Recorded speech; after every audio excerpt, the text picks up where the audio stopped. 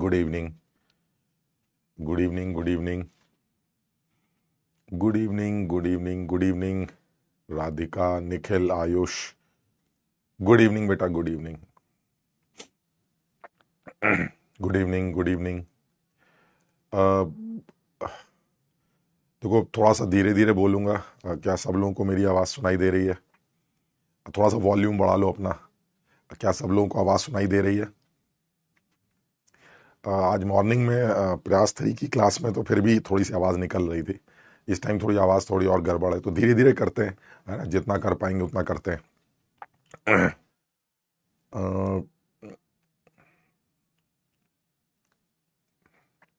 हाँ, तो थोड़ा सा अगर किसी को भी थोड़ा सा समझो बात को, थोड़ा सा सपोर्ट करो, है ना? थोड़ा सा बर्दाश्त कर लो।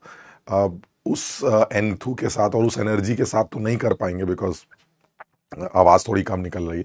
लेकिन ये कि हम लोग धीरे धीरे करते हैं, और थोड़ा सा वॉल्यूम बढ़ा लो, और आप समझ लो, हो जाएगा।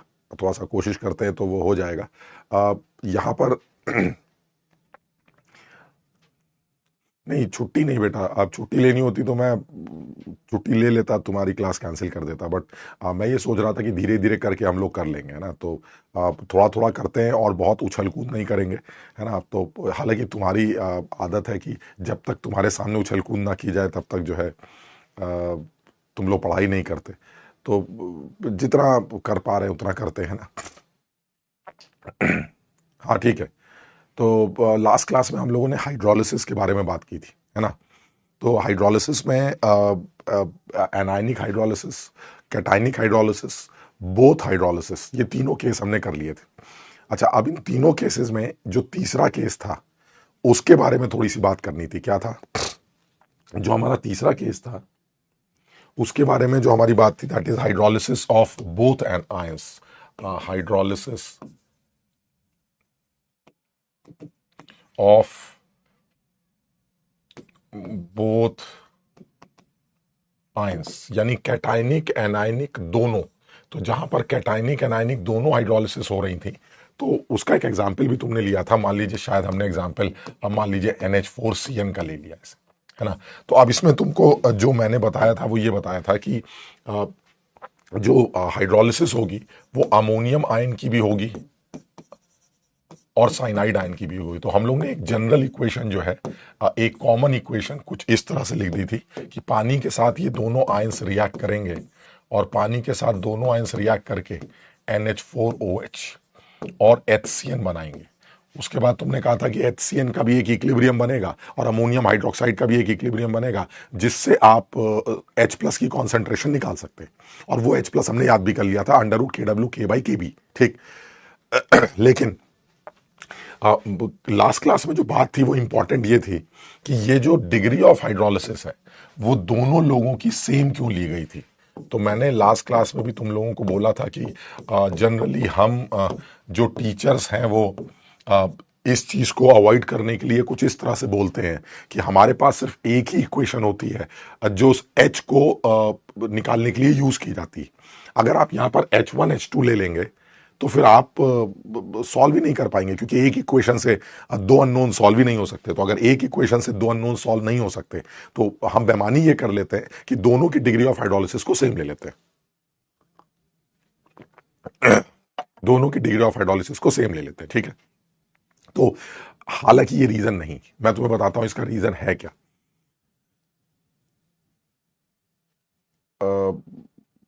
वॉइस समझ में नहीं आ रही है क्या? थोड़ा सा गड़बड़ तो हो रहा है, लेकिन वॉइस समझने की कोशिश करो, समझ जाओगे। अ, नहीं नहीं, यार ये सब मत करो, क्लास तो करनी है भाई। कम से कम कुछ जो बातें सोच के आए हैं वो तो करनी है, और आज तो बहुत इंपॉर्टेंट पोर्शन डिस्कस करना था यार। तो इसलिए जो है तुम लोग बार बार ये मत लिखो कि आज रेस्ट ले लेते हैं, आज क्लास कर लेते हैं, कैंसिल कर देते हैं। हम लोग हमें मुझे तब ज़्यादा अच्छा लगेगा जब इसी आवाज़ में जो उल्टी सीधी आवाज़ हो रही है, इसी आवाज़ में तुम समझ भी जाओ। समझ लो बात को, इसी आवाज को तुम समझ लो, सुन लो, और थोड़ा सा जोर ज्यादा लगाओ, तो काम चल जाएगा। तो इसलिए क्लास तो कर रहे हैं, है ना? जब तक कर पाएंगे तब तक तो करेंगे। तो सब लोग जो है इसी को थोड़ा सा अडाप्ट करो, है ना?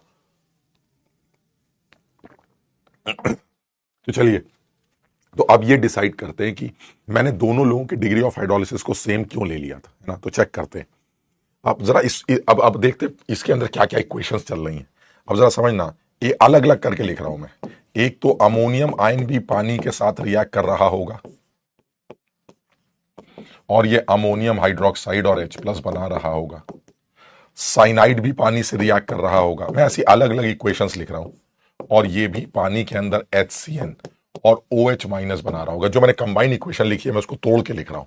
साथ ही साथ एक और इक्वेशन बन रही है, जो H और OH बन रहे हैं, ये HOH के मिलने से ये वाटर भी बन रहा होगा। यानी अल्टीमेटली ये तीन चीजें जो है एक साथ चल रही होंगी, ठीक। और भी इक्विलिब्रियम से, एक इक्विलिब्रियम इसका डिसोसिएशन हो रहा होगा, एक इसका भी डिसोसिएशन हो रहा होगा, और ये सब साइमल्टेनियस हो रहा होगा। क्लियर। अच्छा, अब वो ये कहना चाह रहा है कि दोनों के डिग्री ऑफ हाइड्रोलिसिस सेम क्यों है। अब जरा समझना, अगर सेम नहीं है, इसकी कॉन्सेंट्रेशन सी है, इसकी भी कॉन्सेंट्रेशन सी, अगर दोनों की डिग्री ऑफ हाइड्रोलिसिस सेम नहीं है, आप ये कह रहे हैं कि आपने सेम क्यों लिया, तो मैं ये अज्यूम कर लेता हूं कि वो सेम नहीं है, ठीक है। तो अगर वो सेम नहीं है तो एक की डिग्री ऑफ हाइड्रोलिसिस मान लीजिए H1 होगी, और एक की डिग्री ऑफ हाइड्रोलिसिस H2 होगी। अब अगर दोनों सेम नहीं है तो इसका मतलब ये हुआ कि एक बड़ी होगी एक छोटी होगी। तो ऐसे मान लेते हैं कि मान लीजिए H1 जो है वो H2 से छोटी है, ऐसे मान लेते हैं। भाई अगर दोनों बराबर नहीं है तो इसका मतलब एक बड़ा होगा एक छोटा होगा। तो मान लेते हैं कि एक की डिग्री ऑफ हाइड्रोलिसिस जो है वो छोटी है और एक की डिग्री ऑफ हाइड्रोलिसिस ज्यादा है, ठीक। अब अगर ऐसा है तो फिर होगा क्या। अब अगर ऐसा है तो सब जिसकी डिग्री ऑफ हाइड्रोलिसिस कम है उसका जो K वैल्यू होगा KH1, और जो दूसरा वाला KH है जिसे KH2 कह रहे हैं, उसमें KH2 भी वो KH1 से बड़ा होगा। बात समझिएगा। यानी अगर दोनों की डिग्री ऑफ हाइड्रोलिसिस सेम नहीं है तो एक की ज्यादा होगी एक की कम होगी, ठीक है। तो ऐसे में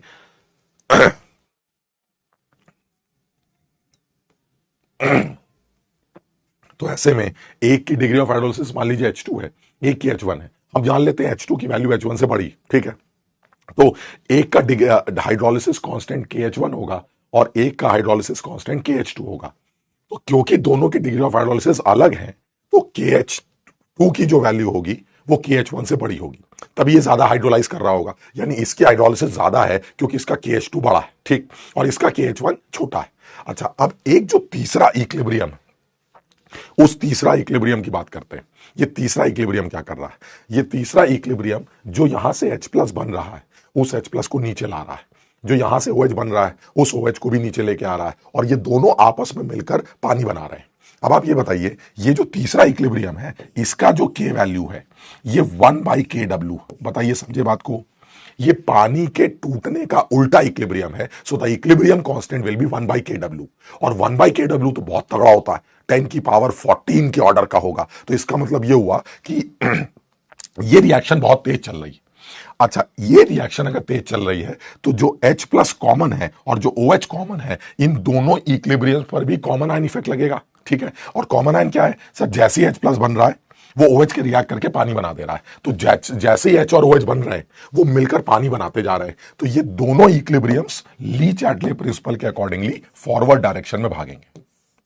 H बना OH बना वो फट से पानी में कन्वर्ट हो गया, H बना OH बना वो फट से पानी में कन्वर्ट हो गया। तो इसका मतलब ये हुआ, ये जो तीसरा इक्विलिब्रियम है ये इन दोनों इक्विलिब्रियम्स को आगे की तरफ भगा रहा है, ठीक। लेकिन किसको ज्यादा तेजी से भगा रहा है ये सोचते हैं। सर आपने बताया था कि उस इक्विलिब्रियम के ऊपर कॉमन आयन इफेक्ट ज्यादा लगता है जिसकी K वैल्यू कम होती है। अब K वैल्यू किसकी कम है इन दोनों में, सर उस आदमी की K वैल्यू कम है जिसका हाइड्रोलिसिस कम था। यानी जिसकी डिग्री ऑफ हाइड्रोलिसिस कम है उसका K वैल्यू कम है, और उसके ऊपर कॉमन आयन इफेक्ट लगेगा, और जो कॉमन आयन इफेक्ट है वो आगे भगाने का है। तो इसका मतलब ये हुआ, जिसकी डिग्री ऑफ हाइड्रोलिसिस कम है वो ज्यादा तेजी से आगे भागेगा, और जिसकी डिग्री ऑफ हाइड्रोलिसिस ज्यादा है वो धीरे धीरे आगे भागेगा। एक टाइम ऐसा आएगा कि वो तेजी से भागते भागते हाइड्रोलिसिस बढ़ती चली जाएगी और उसकी H1 वैल्यू वो इसको पकड़ लेगी। मेरी बात समझना, एक आदमी जिसका K वैल्यू कम है उस पर उसके ऊपर कॉमन आयन इफेक्ट ज्यादा लग रहा है, तो वो तेजी से आगे भाग रहा है, और इसके ऊपर कॉमन आयन इफेक्ट कम लग रहा है, ये धीरे धीरे आगे भाग रहा है। तो जिसकी डिग्री ऑफ हाइड्रोलिसिस ऑलरेडी ज्यादा है वो धीरे धीरे आगे भाग रहा है, यानी उसकी डिग्री ऑफ हाइड्रोलिसिस धीरे धीरे बढ़ रही है और इसकी तेजी से बढ़ रही है। तो एक टाइम ऐसा आएगा कि ये तो धीरे धीरे बढ़ेगा और ये तेजी से बढ़ेगा, एक टाइम ऐसा आएगा ये, समझो बात को, यानी कहने का मतलब ये हुआ कि कॉमन आयन इफेक्ट की वजह से जिसकी डिग्री ऑफ हाइड्रोलिसिस कम थी वो तेजी से डिग्री ऑफ हाइड्रोलिसिस को बढ़ाएगा, और जिसकी डिग्री ऑफ हाइड्रोलिसिस ज्यादा थी उसकी डिग्री ऑफ हाइड्रोलिसिस धीरे धीरे बढ़ेगी, और एक टाइम ऐसा आएगा कि दोनों डिग्री ऑफ हाइड्रोलिसिस एक दूसरे को पकड़ लेंगी, और जैसे ही दोनों डिग्री ऑफ हाइड्रोलिसिस पकड़ लेंगी वो एक कॉमन डिग्री ऑफ हाइड्रोलिसिस होगी जो साइमल्टेनियस इक्विलिब्रियम पर नजर आएगी।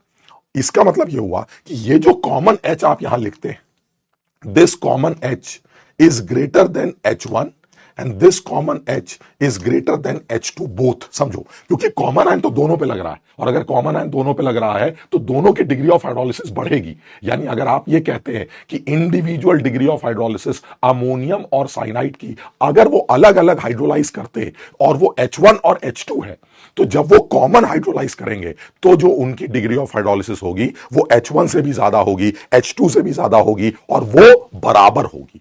समझो बात, यानी अगर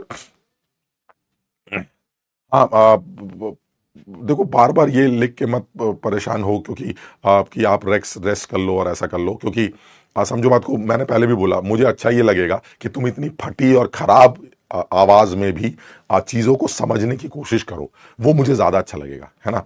तो मैं एक चीज क्लियर कर दूं कि बोलते वक्त मेरे गले में कोई खास दर्द नहीं हो रहा है ना। तो तुम लोग ये मत सोचो कि सर बोल रहे हैं उनके दर्द हो रहा होगा ये वो करके, हम समझ रहे हैं तुम लोग बहुत प्यार करते हो, लेकिन ऐसा है नहीं। मैं बोल रहा हूं बट गले में बहुत ज्यादा दर्द नहीं है, तो इसलिए मैं आराम से चल सकता हूं, बट आवाज मुझे खुद नहीं समझ में आ रही है कि इतनी गंदी क्यों निकल रही है, ठीक है ना। तो थोड़ा सा अगर थोड़ा सा ऊंचा नीचा हो रहा है, बट अगर तुम समझने की कोशिश कर रहे हो और समझ पा रहे हो तो ये बहुत अच्छा है। ये एक यूनिक सा कॉन्सेप्ट है जो रेयरली लोगों को पता है, और कॉन्सेप्ट बहुत सीधा है, and that is simple common ion effect. यानी आप ये कहते हैं कि अमोनियम और साइनाइड की डिग्री ऑफ हाइड्रोलिसिस अलग अलग होनी चाहिए, तो मैं भी इस बात को एग्री कर रहा हूं कि दोनों की डिग्री ऑफ हाइड्रोलिसिस अलग अलग होनी चाहिए, ठीक। तो एक की H1 मान रखी है, एक की H2 मान रखी है, तो क्योंकि दोनों अलग हैं इसलिए दोनों में से कोई एक बड़ा होगा, तो मान लेते हैं कि ये वाला बड़ा है और ये वाला डिग्री ऑफ हाइड्रोलिसिस छोटा, यानी ये वाला इक्विलिब्रियम धीरे धीरे चल रहा है और ये वाला इक्विलिब्रियम तेज चल रहा है, ठीक। अब जो तीसरा इक्विलिब्रियम है वो क्या कर रहा है, तीसरा इक्विलिब्रियम जो यहां से H+ निकल के आ रहे हैं उसको खा रहा है, जो यहां से OH निकल के आ रहे हैं उसको खा रहा है। इसका मतलब ये हुआ ली-चार्टले प्रिंसिपल ये कहता है कि अगर आप H और OH को खाएंगे तो दोनों इक्विलिब्रियम आगे भागेंगे, लेकिन ये भागना उस इक्विलिब्रियम के लिए ज्यादा होगा जिसका K वैल्यू छोटा है। किसका छोटा है, जिसकी डिग्री ऑफ हाइड्रोलिसिस को आपने शुरू में छोटा माना था, ठीक। यानी ये इक्विलिब्रियम ज्यादा तेजी से आगे भागेगा और ये धीरे धीरे आगे भागेगा। इसका मतलब ये हुआ इसकी डिग्री ऑफ हाइड्रोलिसिस जो कम थी वो तेजी से बढ़ने लगेगी, और इसकी डिग्री ऑफ हाइड्रोलिसिस जो ज्यादा थी वो धीरे धीरे बढ़ेगी दोनों की, बात समझना, बढ़ेगी दोनों की, लेकिन एक तेजी से बढ़ेगी और एक धीरे धीरे बढ़ेगी। तो एक टाइम ऐसा आएगा कि ये भी बढ़ती जा रही है और ये भी बढ़ती जा रही है, ये तेजी से बढ़ रही है, ये धीरे धीरे बढ़ रही है। एक टाइम ऐसा आएगा ये खड़ाक से दोनों एक दूसरे को पकड़ लेंगे, और जिस टाइम ये दोनों एक दूसरे को पकड़ेंगे वो एक कॉमन डिग्री ऑफ हाइड्रोलिसिस होगी। ये पूरा सिस्टम साइमल्टेनियस इक्विलिब्रियम अटेन कर लेगा, वो एक कॉमन डिग्री ऑफ हाइड्रोलिसिस होगी जिसकी वैल्यू H के बराबर होगी, ये H सेम, और वो H individual degree of hydrolysis से बड़ा होगा लेकिन बराबर होगा। And this is conceptually correct. ये बेकार का एक्सप्लेनेशन था कि यहां H1 लोगे यहां H2 लोगे तो एक इक्वेशन से दो अननोन कैसे सॉल्व होंगे, सब बेकार की बातें हैं, बिल्कुल सीधी बात है। Due to simultaneous equilibrium the degree of hydrolysis of both the cations and anions, जो कि इंडिविजुअली अलग अलग हुआ करती थी, वो साइमल्टेनियस सिस्टम में आकर एक साथ हाइड्रोलाइज जब वो करते हैं तो दोनों की डिग्री ऑफ हाइड्रोलिसिस बराबर हो जाती है। यानी कुछ ऐसा चल रहा है, जब इसके ऊपर निकलेगी तो इसके ऊपर कॉमन आयन ज्यादा लगने लगेगा, काट काट काट काट काट काट काट काट, दोनों बराबर, बात समझ रहे हो, यानी दोनों डिग्री ऑफ हाइड्रोलिसिस आपस में बराबर हो जाएंगे। और इस चीज को जो है आप नोट कर सकते हैं एक सवाल के तौर पे, एक बढ़िया सवाल बना लेते हैं। ये जेई में पूछे जाने वाला, मेंस लेवल भी बोल सकते हैं, एडवांस लेवल भी बोल सकते हैं, जैसा चाहे, बड़ा अच्छा सवाल बन सकता है कि if the individual degree of hydrolysis, individual degree of hydrolysis of ammonium ion and cyanide ions are 0.1, 0.05 and 0.08, then what will be their degree of hydrolysis when both the ions hydrolyze simultaneously?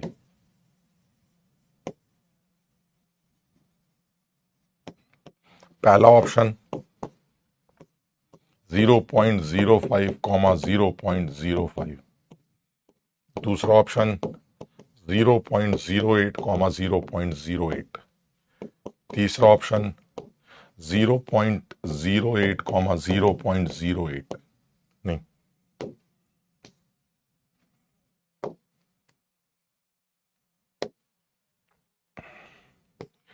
0.05, 0.08 और चौथा option 0.1, 0.1।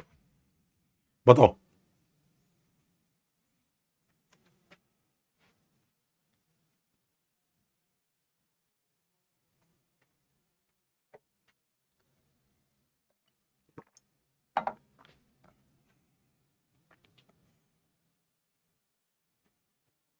शाबाश, बहुत बढ़िया है, सुन रहे हो तुम लोग, सुन रहे हो, बहुत बढ़िया है। डी ऑप्शन, मैंने बताया था कि अगर इंडिविजुअल डिग्री ऑफ हाइड्रोलिसिस 0.08 और 0.05 है तो अब आपको यह बताया गया था कि ये भी तेजी से बढ़ेगी और ये भी बढ़ेगी। ये ज्यादा तेजी से बढ़ेगी, ये धीरे धीरे बढ़ेगी। ये ज्यादा तेजी से बढ़ेगी, ये धीरे धीरे बढ़ेगी। ये ज्यादा तेजी से बढ़ेगी और ये धीरे धीरे बढ़ेगी, और एक टाइम ऐसा आएगा कि ये दोनों लोग कॉमन डिग्री ऑफ हाइड्रोलिसिस पर जाकर मिल जाएंगे, and this time this system attains simultaneous equilibrium. So the individual degree of hydrolysis may be different, but common degree of hydrolysis will always be same due to simultaneous equilibrium। समझो बात।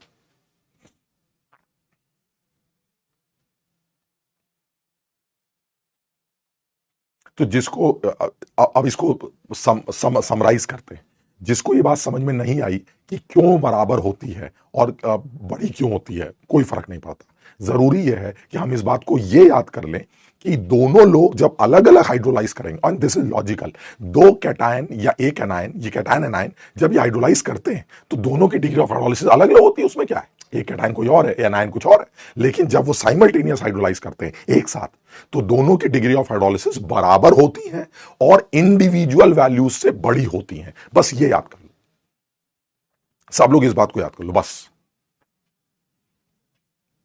नहीं, शाश्वत कह रहा है कि sir it is not possible कि degree of hydrolysis 0.1 है। बिल्कुल पॉसिबल है सर, डिग्री ऑफ हाइड्रोलिसिस 0.1 क्या 0.2, 0.3 कुछ भी हो सकती है, और यहां तो डिग्री ऑफ हाइड्रोलिसिस वैसे भी ज्यादा आएगी। क्यों? क्योंकि तुम देख रहे हो दोनों बढ़ रही, यानी इस बार डिग्री ऑफ हाइड्रोलिसिस तो पक्का बड़ी निकल के आएगी। इसलिए ये तो गलत है कि सर ये 0.1 नहीं आ सकती, ये 0.1, 0.2 कुछ भी आ सकती है। और इनफैक्ट तुमने देखा होगा कि मैंने तो यहां पर कोई बेईमानी भी नहीं की है, मुझे याद तो नहीं है, लेकिन अगर तुम में से कोई याद दिलाए तो शायद मैं सही लिख रहा हूं।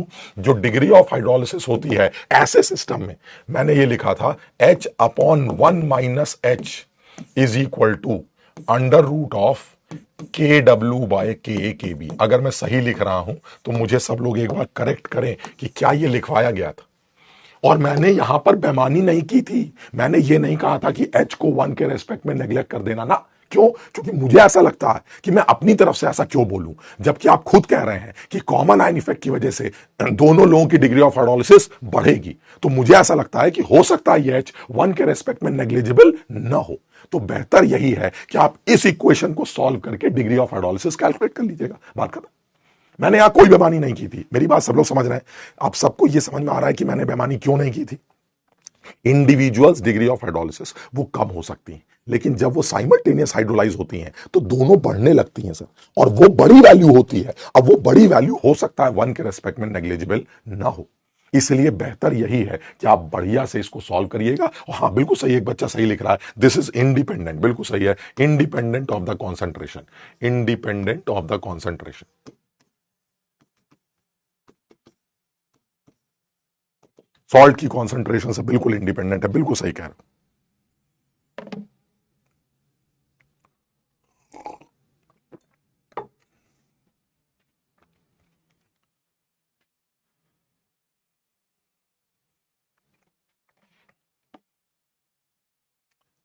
बच्चे इंस्टाग्राम पे मैसेज कर रहे हैं, सेहत का ख्याल रखो। अबे तुम पढ़ाई कर रहे हो कि इंस्टाग्राम पे मैसेज कर रहे हो? बस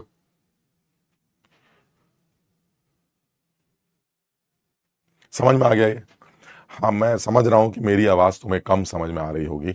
मुझे खुद अपनी आवाज समझ में नहीं आ रही तो तुम्हें क्या समझ में आएगी। लेकिन थोड़ा थोड़ा जुगाड़बाजी कर रहे हैं, लेकिन इंपॉर्टेंट है यार। मतलब समझो बात को कि ये मत सोचना कि चीजें शायद और इंपॉर्टेंट नहीं है तो शायद इसलिए सर क्लास ले रहे हैं क्योंकि वो चाह रहे हैं क्लास निपट जाए ना।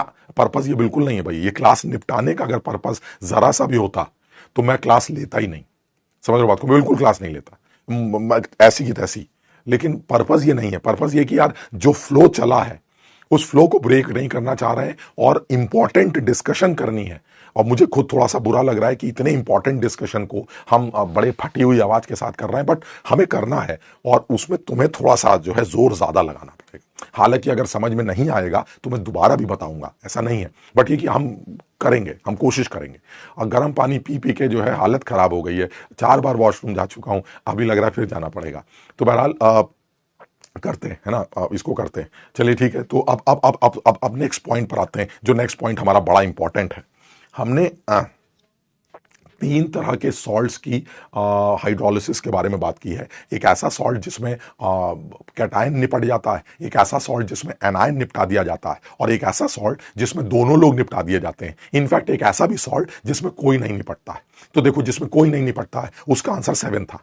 25 डिग्री सेंटीग्रेड पर उसका आंसर 7 था। जिसमें एनायन निपटते हैं उसका आंसर बेसिक था। जिसमें कैटायन निपटते हैं उसका आंसर एसिडिक था। जिसमें दोनों निपटते हैं उसका आंसर एसिडिक भी हो सकता है, बेसिक भी हो सकता है। दैट डिपेंड्स ऑन के ए एंड के बी वैल्यूज। अगर के ए बड़ा है तो एसिडिक होगा, के बी बड़ा है तो बेसिक होगा। और अगर के ए के बी बराबर है तो उसका आंसर भी 7 होगा। जिसका एक एग्जाम्पल मैंने लिया था, एक बढ़िया एग्जाम्पल जो जनरली बच्चे भूल जाते हैं, अमोनियम एसीटेट। अमोनियम एसीटेट ऐसा सॉल्ट है जिसमें दोनों लोग बातचीत करेंगे पानी से, लेकिन फिर भी सोल्यूशन की पीएच 7 निकल के आती है। वाई? बिकॉज के ए एंड के बी वैल्यूज आर सेम। और ये रेयर है, बस और ये रेयर है। अब इसलिए मैंने वो एग्जाम्पल तुम्हें याद करवा दिया था। ठीक सर, अब कौन सा सॉल्ट बचा सर? यही तो 4-5 सॉल्ट, 3-4 सॉल्ट होते हैं। अब क्या है? अब इंपॉर्टेंट है, एक और पॉइंट लिखते हैं। Hydrolysis of पॉलीएनाइन।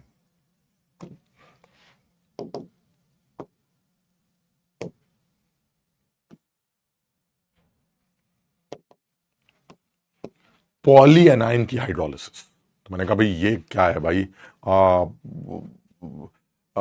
ये कौन सी पॉलीएनाइन निकल आया, ये कौन सी हाइड्रोलिसिस होती? तो जरा दिमाग लगाते हैं।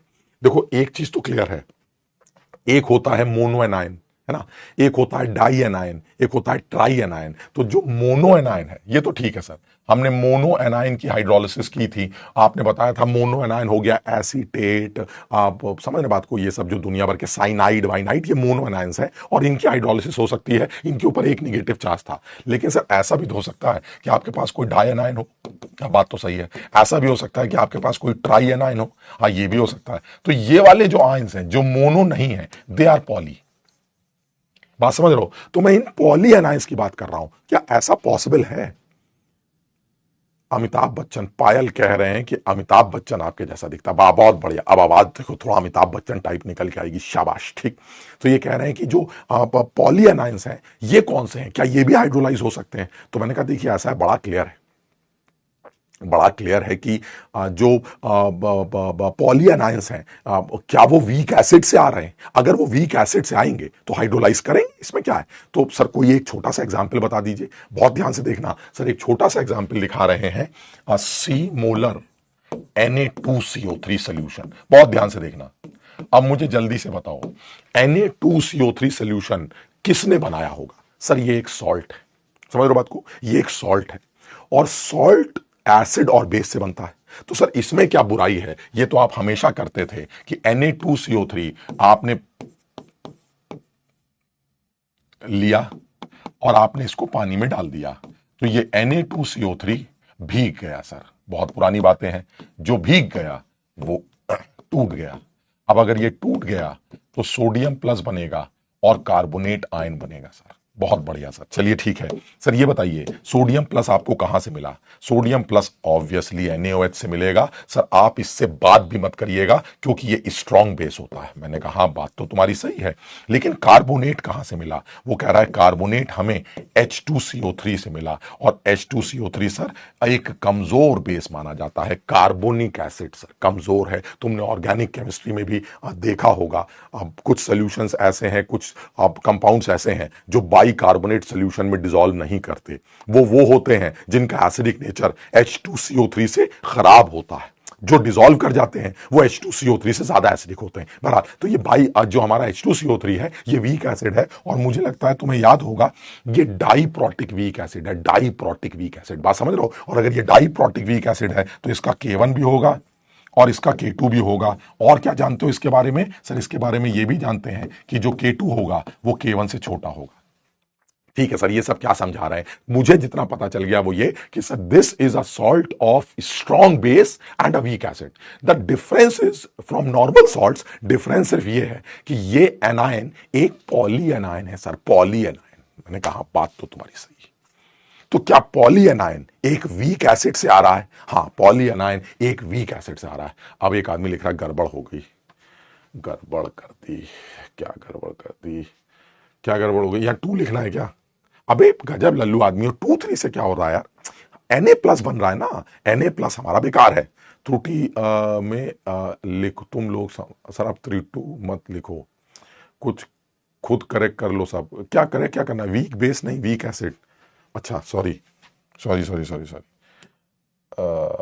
वीक एसिड, ठीक, वीक एसिड है ना। तो वो कह रहा है भाई ठीक है एक वीक एसिड है, और वीक एसिड जो है वो उसका जो एनायन है वो हाइड्रोलाइज करता है, जैसे एसीटेट आयन, साइनाइड आयन आपने बताया था सर, वो बड़ा सिंपल केस था। नया क्या है इसमें? नया क्या है इसमें? नया है, अब तुम देखना, क्योंकि ये डाई एनायन है, मैं ट्राई एनायन भी लेके दिखाऊंगा तुम्हें। क्योंकि ये डाई एनायन है तो ये पानी से बात करेगा, क्योंकि वीक एसिड का एनायन है। अब पानी से बात करवाते हैं, चलिए पानी से बात करवाते हैं। क्या बात करेगा? कार्बोनेट कहेगा भैया मैं पानी से रिएक्ट करूंगा। तो मैंने कहा बिल्कुल करोगे, तुम वीक एसिड के आदमी हो, पक्का रिएक्ट करोगे। तो क्या होगा? ये पानी में से H ले लेगा, बिल्कुल सही है सर। अगर H ले लेगा तो बाइकार्बोनेट आयन में कन्वर्ट होगा और OH- रिलीज करेगा, बिल्कुल सही कह रहे हैं। अच्छा, अब बाइकार्बोनेट आयन क्या कहेगा? बाइकार्बोनेट आयन कहेगा अरे यार मेरे ऊपर भी निगेटिव चार्ज है, ऐसे कैसे छोड़ देंगे, पानी में से H हम भी लेंगे। तो ये भी पानी में से H लेगा, बहुत बढ़िया। अब अगर इसने पानी में से H लिया तो ये H2CO3 बना देगा और OH- रिलीज कर देगा। इसका ये मतलब है कि जो पॉली एनायन है वो पानी में बार बार हाइड्रोलाइज करते हैं। IITian अनीता, मैं रेस्ट ही कर रहा हूं बेटा, मुझे मजा इसी चीज में आता है। समझ लो बात को, मुझे मजा इसी चीज में आ रहा है। मैं अभी नीचे अब कहीं इधर उधर जाके बैठ जाऊंगा तो मुझे इतना मजा नहीं आएगा, बल्कि मुझे बुरा लगेगा कि यार इतनी अच्छी क्लास थी, इतनी इंपॉर्टेंट क्लास थी, इतने अच्छे बच्चे थे, उनकी क्लास नहीं ली मैंने। तो समझ लो इससे पहले एक मजबूरी थी, तुम्हें पता ही है, काफी ज्यादा तबीयत खराब थी, तो मैं बिल्कुल भी आ ही नहीं सकता था, है ना। तो मैं बेड से ही नहीं उठ पा रहा था, तो आता क्या। लेकिन अब यार सिर्फ गले की वजह से, और वो भी उन बच्चों के सामने जो खुद ये कह रहे हैं कि नहीं नहीं सर, आपकी आवाज भले ही फटेबाज जैसी निकल रही हो, लेकिन हम समझ रहे हैं सर, बातों को हम समझ रहे हैं। तो उनके लिए क्लास कैसे छोड़ दें यार? समझो बात को, तुम लोगों का कंसर्न बहुत अच्छा है, बड़ा अच्छा जेस्चर है, लेकिन मुझे अच्छा तभी लगेगा, मैं कई बार बोल चुका हूं, जब तुम पढ़ते रहोगे। तो इससे पहले वाला जो कॉन्सेप्ट था वो भी इंपॉर्टेंट था, अब जो अभी के दो कॉन्सेप्ट और करने जा रहा हूं ये भी इंपॉर्टेंट है। समझ लो बात को, तो सब लोग ध्यान देंगे, ठीक। तो अब कार्बोनेट आयन क्या कहेगा कि मैं एक ऐसा एनायन हूं जो पानी में बार बार हाइड्रोलाइज होता हूं। तो मैंने कहा मतलब कह रहा है सर एक बार H लूंगा तो डबल जो निगेटिव चार्ज है वो सिंगल निगेटिव चार्ज में कन्वर्ट हो जाएगा।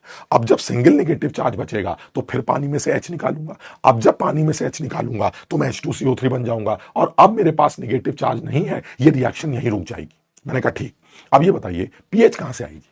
तो उसने कहा अरे आप याद करिए एनायंस की हाइड्रोलिसिस में पीएच कैसे निकाली थी, उसमें यहां OH आ जाता था, आप इस OH की कॉन्सेंट्रेशन निकाल लाते थे और इस OH से आप H+ निकालते थे और H+ से पीएच आ जाती थी, √KW/Ka/C। याद है वो वाला फॉर्मूला, √KW/Ka/C, ये हमने याद कर रखा था। सर √KW/Ka/C कहीं है ये, ठीक है, कहीं पर भी है, पता नहीं कहां है ये, पता नहीं क्या है, समझ बात को। तो H+ की कॉन्सेंट्रेशन हमने √KW/Ka/C से निकाली थी। ये केवी कहां से आ गया, अच्छा वीक एसिड वाला। तो यहां से जो H+ कॉन्सेंट्रेशन है वो KW/Ka/C से आ जाएगी। ये तो OH है ना, तो उल्टा KW से डिवाइड करके ये KW/Ka/C आ जाएगी, ठीक। तो यहां पर भी वो यही कह रहा है, यहां पर भी वो यही कह रहा है कि भाई देखिए OH की कॉन्सेंट्रेशन निकालिए, आपका काम चल जाएगा, उसमें क्या दिक्कत है, OH की कॉन्सेंट्रेशन से हमारा काम चल जाएगा। तो मैंने उसको ये बोला यार गड़बड़ है, आप समझ नहीं रहे गड़बड़ क्या है। गड़बड़ ये है कि जो OH है अगर अकेले मैं निकाल रहा होता तो भी ठीक था, OH दो जगहों से आ रहा है, आप समझिए OH जो है वो दो जगहों से आ रहा है। इसका मतलब, तो हमने कहा इसमें क्या दिक्कत है यार, इधर से OH आ रहा है बहुत बढ़िया, इधर से OH आ रहा है बहुत बढ़िया, इन दोनों OH को निकाल के जोड़ दो और जोड़ने के बाद पीएच निकाल लेना, इसमें क्या परेशानी है। कह रहा नहीं परेशानी नहीं है, लेकिन बड़ा मुश्किल लगता है। हमने कहा क्यों, कह रहा यार दोनों तरफ से OH को निकाल के लाना, जिसमें इसकी डिग्री ऑफ हाइड्रोलिसिस कुछ और है, इसकी डिग्री ऑफ हाइड्रोलिसिस कुछ और है। सर दो इक्वेशंस बनेंगी, एक K1 की बनेगी, एक K2 की बनेगी, फिर उसको सॉल्व करेंगे। सर ये आसान काम नहीं। तो मैंने कहा एक जुगाड़ लगाते हैं, ठीक। अब आता है जुगाड़। जुगाड़ क्या है, जरा सब लोग ध्यान से देखें। इस इक्विलिब्रियम का जो इक्विलिब्रियम कांस्टेंट है वो कितना होगा, याद करो जरा। एनायनिक हाइड्रोलिसिस का जो KH होता था, KH किसके बराबर होता था एनायनिक हाइड्रोलिसिस का, KW/K, याद है ये, वो KW/K के बराबर होता था। एनायनिक हाइड्रोलिसिस का जो KH होता था वो KW/K के बराबर होता था। हाँ सर बिल्कुल सही।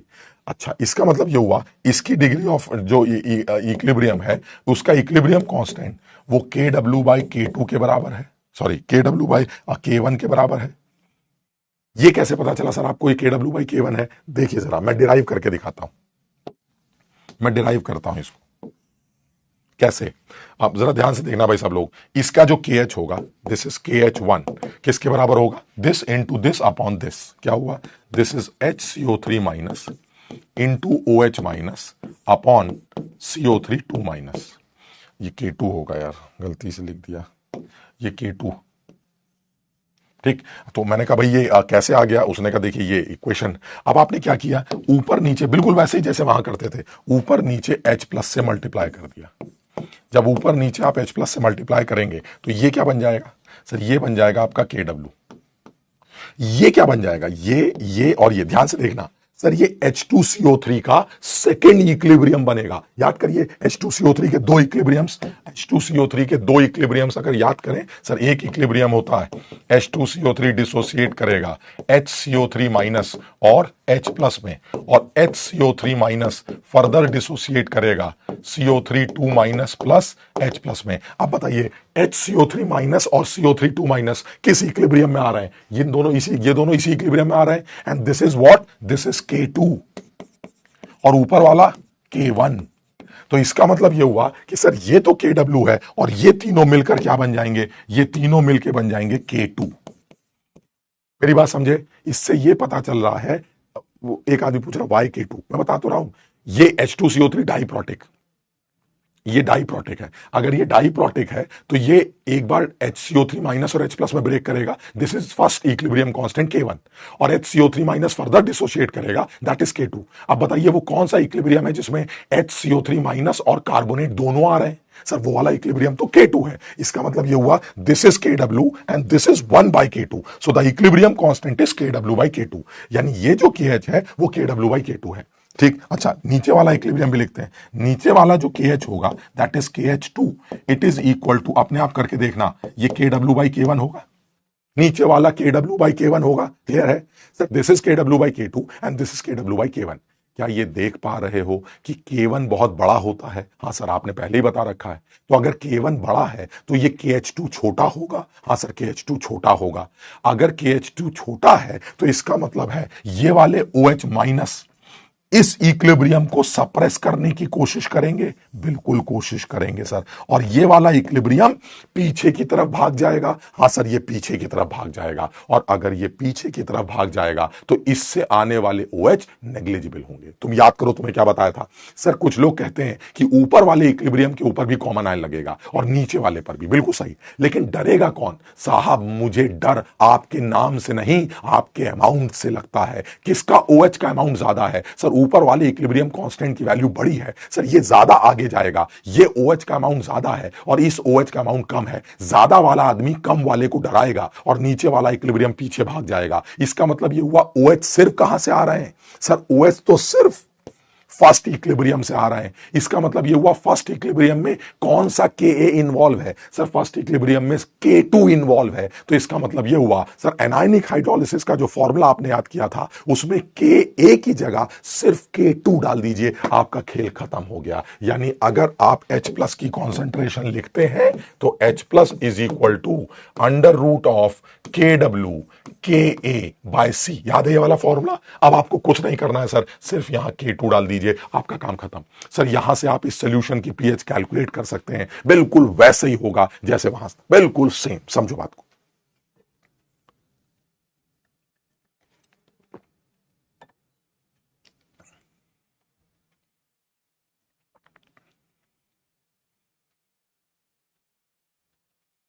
प्रशांत कह रहा है सर प्लीज रेस्ट कर लीजिए, आपकी आवाज समझ में नहीं आ रही है और इंपॉर्टेंट टॉपिक है, हम समझ ही नहीं पा रहे हैं।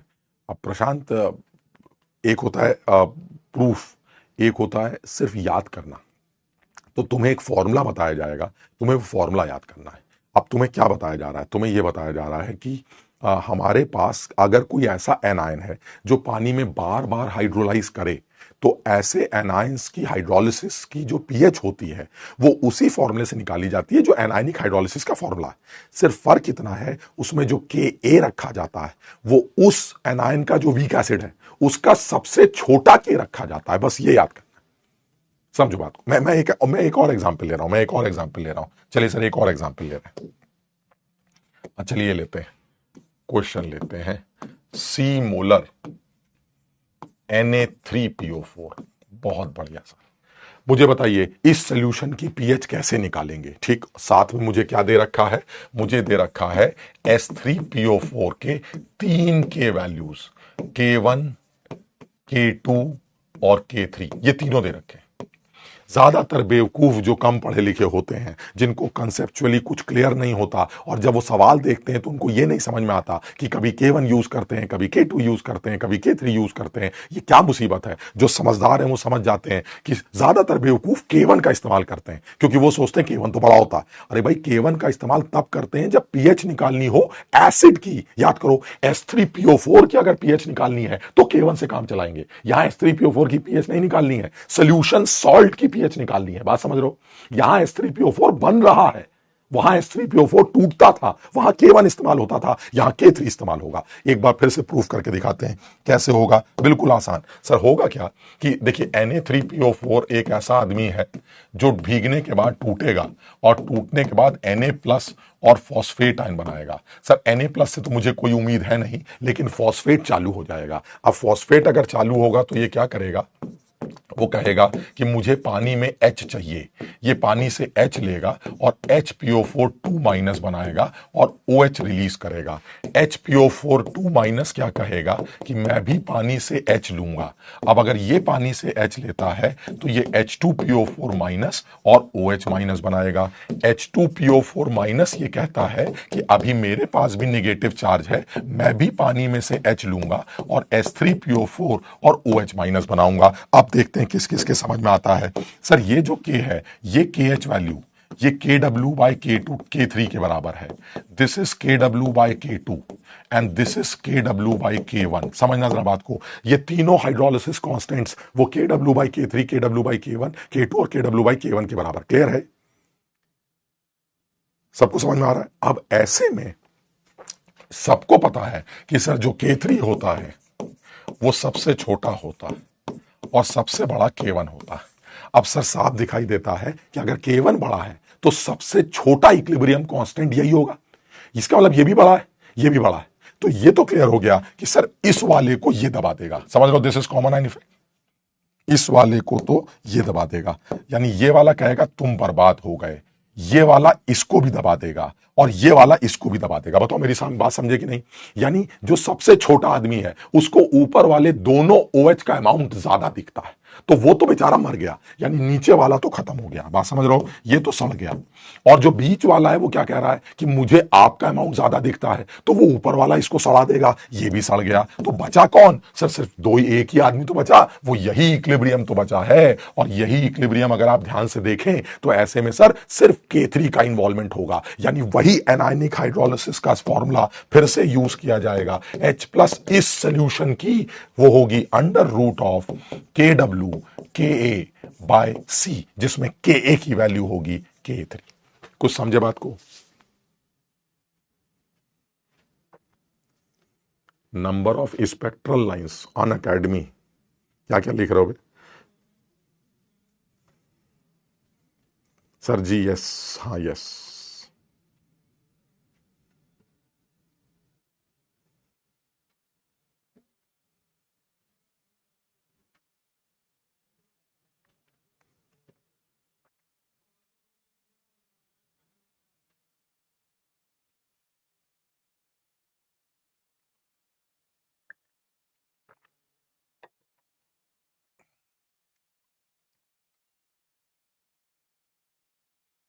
आज के लिए त्रुटि त्रुटि मत करो यार, बात तो सही है। सर थोड़ा कम समझ आ रहा है। रुद्र कोशिश करो बेटा, समझ में आएगा। आप भी पता नहीं किसकी तरह लगते हो, पर अब मेरे लिए आप मेरे आइडियल हो। Thank you so much sir. आपका गला ठीक नहीं है सर, आप अदरक की चाय पीजिए। राम लखन कोशिश तो कर रहा है, उससे भी कुछ हो नहीं रहा है सर। जिसका के कम होगा उस पर कॉमन आयन ज़्यादा लगेगा। लेकिन जब कॉमन आयन, हाँ इस बार कॉमन आयन का इफेक्ट जो था वो फॉरवर्ड जाने का था ना। सर दोहरा कम समझ में आ रहा है। हाँ रुद्र कोशिश करो बेटा। थर्ड में फॉर्मूला है क्या सर? आपसे हमें मोटिवेशन मिलता है, आपका गला खराब है। हाँ तो dedication sir. Bye bye Santosh, good luck, Radhe Radhe sir, bye bye. Sir Amitabh Bachchan की मूवी समझ लेते हैं, आपका लेक्चर भी समझ लेंगे। इंसान को दूसरे की कमी सबसे पहले दिखती है। हाँ यार पता नहीं मैंने कौन सी बात की है। ये बात समझ में आ गई, यानी बिल्कुल सीधा है। ज़्यादातर बच्चे सोचते हैं कि K1 K2 K3 दे रखा है तो K1 से काम चला लेंगे। एक्चुअली काम किससे चलेगा? K3 से। मैं अभी एग्जाम्पल लूंगा, एग्जाम्पल से भी तुम्हें समझ में आएगी। क्लियर है? ठीक है ये। अच्छा अब जो है दूसरा केस बनाते हैं, लास्ट केस हाइड्रोलिसिस का। वो कौन सा केस है? वो है hydrolysis of amphiprotic anion. Amphiprotic anion, hydrolysis of amphiprotic anion. चलिए सर ये क्या बताना चाह रहे हैं आप, जरा चेक करते हैं क्या है एम्फीप्रोटिक। इसका क्या मतलब? देखो बड़ा आसान। एम्फीप्रोटिक का मतलब है कि एक ऐसा एनायन जो पानी में H ले भी सकता है और पानी में H दे भी सकता है, वो एम्फीप्रोटिक होता है। तो मैंने कहा अरे सर ये तो बड़ा झंझट है, हमें pH निकालनी है। आप H देते भी हैं, H लेते भी हैं, सर pH कैसे निकल के आएगी? अब इसमें कोई डेरिवेशन नहीं करेंगे, बिल्कुल सीधी बात करेंगे, ठीक, ताकि ज्यादा कंफ्यूजन ना हो। तुम सब लोग समझना जरा, क्या ये देख पा रहे हो कि C मोलर NaHCO3 अगर हो मेरे पास, ठीक, NaHCO3। अब आप जरा दिमाग लगाइए, मैं अभी एग्जांपल लूंगा तुम्हें और समझ में आएगा। सर ये दिस सोडियम बाइकार्बोनेट, क्या होगा सर? क्या है कौन सर? सोडियम बाइकार्बोनेट कौन है? सोडियम बाइकार्बोनेट हमारा सॉल्ट है सर। किसका सॉल्ट है सर? ये देखिए, ये हमारा एक ऐसा सॉल्ट है जिसके भीगने और टूटने से Na+ एक्वस बनता है और बाइकार्बोनेट आयन बनते हैं। बाइकार्बोनेट आयन बनते हैं। सर Na+ से तो मुझे कोई उम्मीद नहीं है, लेकिन बाइकार्बोनेट आयन से उम्मीद है। क्यों? क्योंकि bicarbonate ion is an anion of H2CO3। Sir ये H2CO3 का एनायन है। H2CO3 दो डिसोसिएशन करता था इस तरह से, उसकी 2 K वैल्यूज हैं सर, उसकी 2 K वैल्यूज, और K वैल्यूज में एक K1 है और एक K2 है सर। और मुझे यह भी पता है कि K1 की वैल्यू K2 से बड़ी है सर। ये सब पुरानी कहानी है। अब आप मुझे बताइए, बाइकार्बोनेट आयन हाइड्रोलाइज करेगा क्या? हाँ बिल्कुल करेगा सर। आप देख नहीं पा रहे हैं, बाइकार्बोनेट आयन के ऊपर नेगेटिव चार्ज है सर। ये एम्फोटेरिक है सर। मैंने कहा यार एम्फोटेरिक कैसे?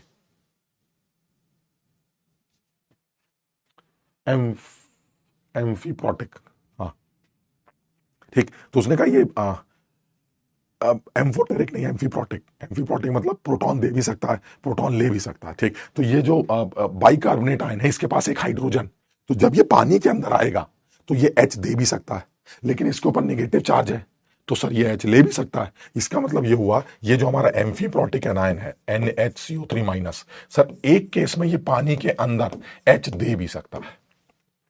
अगर ये H देगा तो कार्बोनेट आयन में कन्वर्ट होगा, और एक केस में ये पानी से H ले भी सकता है, और अगर लेगा तो ये कार्बोनिक एसिड में कन्वर्ट होगा। बताओ समझ में आया? समझ में आ रहा है? बिल्कुल डायरेक्ट बात करेंगे, ठीक है। यानी ये H दे भी सकता है और H ले भी सकता है। अब जरा सोच के बताओ, इन दोनों आयंस का जो, या इन दोनों स्पीशीज का जो इन्वॉल्वमेंट है, वो H2CO3 के किस K में दिखाई देता है? बताइए, इन दोनों का किस K में दिखाई दे रहा है? सर ये दोनों K2 में दिखाई देते हैं। तो आप यहां पर छोटा सा K2 लिख दीजिए, बस K2। और इन दोनों का इन्वॉल्वमेंट सर K1 में दिखाई देता है। आप छोटा सा यहां K1 लिख दीजिए, और मेरा कहना मानिए, बिल्कुल दिमाग मत लगाइए, H+ की डायरेक्ट वैल्यू याद करिए। This is equal to √K1 into K2, and this pH is equal to pKa1 plus pKa2 divided by 2। बिल्कुल अकल ना लगाकर बिल्कुल सीधा याद कर रहे हैं कि जो मेरा H+ कॉन्सेंट्रेशन है वो √K1 K2 से निकल के आता है, और जो pH वैल्यू है वो pK1 प्लस K2 pK2/2 से निकल के आती है। And this is independent of concentration, independent of concentration. समझिए बात? यानी एम्फीप्रोटिक एनायंस का अगर इन्वॉल्वमेंट है तो जो pH होगी वो कंसंट्रेशन से इंडिपेंडेंट होगी। समझो बात को। मैं अभी और बात करूं।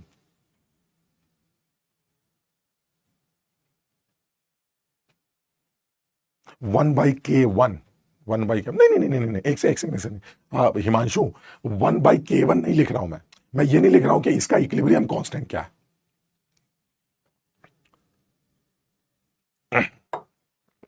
मैं ये नहीं लिख रहा हूं कि इसका इक्विलिब्रियम कांस्टेंट क्या है। मैं ये लिख रहा हूं कि वो कौन सा K है जिसमें ये दोनों इन्वॉल्व, वो कौन सा K जिसमें ये दोनों इन्वॉल्व है? K2, तो मैंने K2 लिख दिया। वो कौन सा K जिसमें ये दोनों इन्वॉल्व है? वो K1 लिख दिया। तो मैंने फॉर्मूला याद कर लिया, √K1 into K2, and that pH will be pK1 plus pK2/2, and this is independent of the concentration.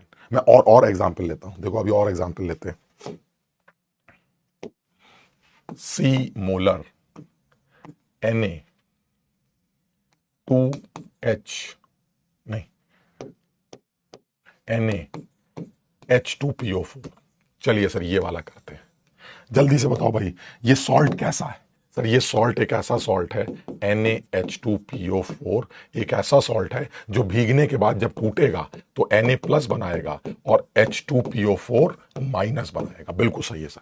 अब जरा H2PO4 की बात करते हैं। सर एक एसिड था हमारा S3PO4, उसका एक डिसोसिएशन ये है, H2PO4- प्लस H+। ये कौन है? सर ये K1 है। फिर H2PO4- वो फर्दर डिसोसिएट करेगा इक्विलिब्रियम से, वो फर्दर डिसोसिएट करेगा और वो HPO4 2- प्लस H+ बनाएगा। This is what? This is K2। और ये जो HPO4 2- है वो फर्दर डिसोसिएट करके फॉस्फेट आयन बनाएगा plus H+, and this is K3। ठीक है। अच्छा अब ये बताइए, H2PO4 जो होगा हमारा, ये क्या एम्फीप्रोटिक है? हाँ सर, ये एम्फीप्रोटिक है। आप समझिए, एम्फीप्रोटिक इसलिए है क्योंकि ये पानी के अंदर H2PO4 माइनस, वो पानी के अंदर H दे भी सकता है, बिल्कुल सही है। अगर देगा तो क्या होगा? HPO4 माइनस, और पानी में H ले भी सकता है, ये S3PO4 बनेगा। सर अब आप धीरे से ये बताइए कि राइट साइड के दोनों स्पीशीज इस K1 K2 K3 में कहां हैं? राइट साइड के दोनों स्पीशीज ये K2 के अंदर इन्वॉल्व है, तो यहां छोटा सा K2 लिख दीजिए सर, और यहां छोटा सा K1 लिख दीजिए, और बिना दिमाग लगाए H प्लस की value under root of K1 into K2 लिख दीजिए, और जब दोनों साइड माइनस लॉग लेंगे तो it will be PH which is equal to PKA1 plus PKA2 divided by 2 आएगी सर।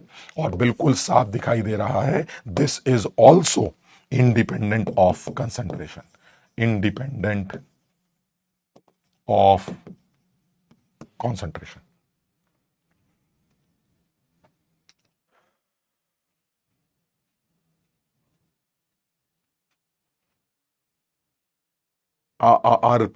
अर्पित प्रकाश, अर्पित यही तो बता रहा था। तो जो डब्बा अंदर से आवाज लगा दे, डब्बे ने अंदर से आवाज लगा दी, मैं एम्फीप्रोटिक एनायन हूं, खट से फॉर्मूला लगा दिया। डब्बे ने आवाज लगाई, मैं एनायनिक हाइड्रोलिसिस हूं, खट से फॉर्मूला लगा दिया। अगर तुम्हें डब्बे की आवाज सुननी आ गई तो खेल ही खत्म है, आप समझ लीजिए। और मैं तुम्हें अभी एक ऐसा एग्जाम्पल कराऊंगा जिसमें ये पूरा चैप्टर अब तक जितना तुमने किया है वो सब रिवाइज हो जाएगा। नहीं, ये फिर वही वाला है, हिमांशु रेसिप्रोकल क्यों लेंगे? तुम ये क्यों समझ रहे हो कि ये एक इक्विलिब्रियम है ना? मैं तो जुगाड़ बता रहा हूं ना। ये और ये अगर इन्वॉल्व हैं, दिस इज नॉट इक्वेशन, ये मैंने इक्वेशन नहीं लिखी है, मैं सिर्फ ये बता रहा हूं अगर ये दोनों इन्वॉल्व हैं तो कौन सा के इन्वॉल्व है? छोटा सा लिख दिया K2। मैं ये नहीं कह रहा हूं कि दिस इज एन इक्विलिब्रियम, ये K2 इक्विलिब्रियम 1/K2 होगा, नहीं नहीं नहीं। ये दोनों अगर इन्वॉल्व हैं तो ये कौन सा इक्विलिब्रियम है? सर अगर ये दोनों इन्वॉल्व है तो ये K2 है, अगर ये दोनों इन्वॉल्व है तो ये K1 है। तो इसका मतलब है आपके जो के इन्वॉल्व हैं वो सीधे यहां पुट करके अपना आंसर निकाल सकते हैं, बात खत्म। ठीक है, मैं एक और एग्जांपल लेता हूं और समझ में आ जाएगा। 3 मोलर Na2HPO4, जल्दी से बताइए जरा। Na2HPO4, मैंने कहा बहुत बढ़िया सर। Na2HPO4 भीगने के बाद टूटेगा और Na प्लस और HPO4 2 निगेटिव बनाएगा, मानते हो? ये 2Na प्लस बनेगा। अब क्या ये एम्फीप्रोटिक है? इसका तो कुछ नहीं होगा, लेकिन ये चालू हो जाएगा। क्या ये एम्फीप्रोटिक है? सर ये एम्फीप्रोटिक है, HPO4 2 नेगेटिव। अगर ये H देता है तो फॉस्फेट बनता है, और अगर ये H लेता है तो ये H2PO4 माइनस बनता है। अब जरा धीरे से बता दो क्या लिखूं? ये दोनों कौन से के में इन्वॉल्व हैं? कौन से के में इन्वॉल्व हैं जरा बताओ। सर ये देखिए K3 में इन्वॉल्व है। सर ये दोनों K3 में इन्वॉल्व हैं, चुपचाप K3 लिख दिया। और ये दोनों K2 में इन्वॉल्व हैं, तो सर सीधे सीधे H प्लस की value under root of K2 K3 और PH की value PK2 plus PK3 bye 2 से निकाल ली जाएगी। मेरा खेल खत्म हो जाएगा, और यह भी independent of concentration of the salt. समझे बात को? अभीप्सा शुक्ला कह रहे हैं कि ये केमिस्ट्री सच में टफ है। हाँ, ये केमिस्ट्री सच में टफ है, और इसलिए आयनिक इक्विलिब्रियम को सबसे मुश्किल चैप्टर माना जाता है। लेकिन मैं तुम्हें बता दूं कि ऐसे बहुत सारे बच्चे होंगे, या ऐसे वो बच्चे जो अच्छी तैयारी के साथ जा रहे हैं, उनको ये आयनिक इक्विलिब्रियम का ये पोर्शन या ये पूरा आयनिक इक्विलिब्रियम समझ में आ जाएगा। अभी नहीं आएगा तो कुछ दिनों बाद आ जाएगा, लेकिन अगर तुम सीखने की कोशिश करोगे तो ये बहुत ही आसान और इंटरेस्टिंग लगेगा। अंकित कह रहा है मुझे समझ में नहीं आया सर। अंकित थोड़ा सा जोर लगाओ बेटा, ये समझ में आ जाएगा।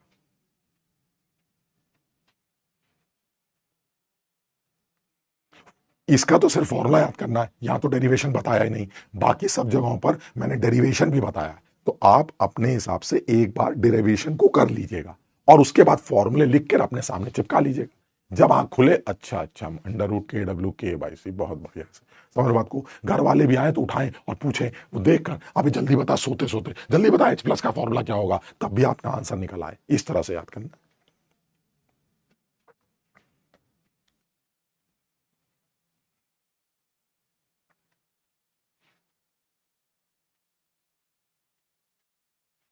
ठीक है, ये समझ में आ गया। चलिए अच्छा, अब एक सवाल लेते हैं, तुम जरा सोच के बताओ।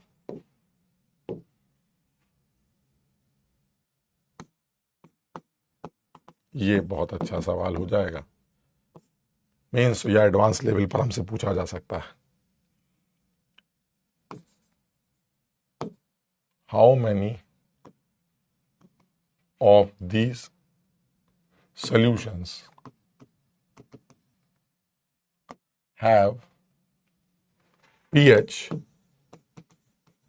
independent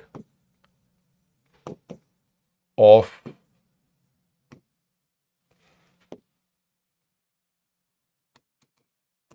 their concentration?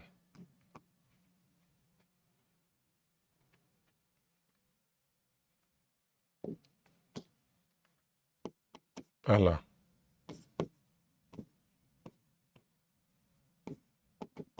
दूसरा,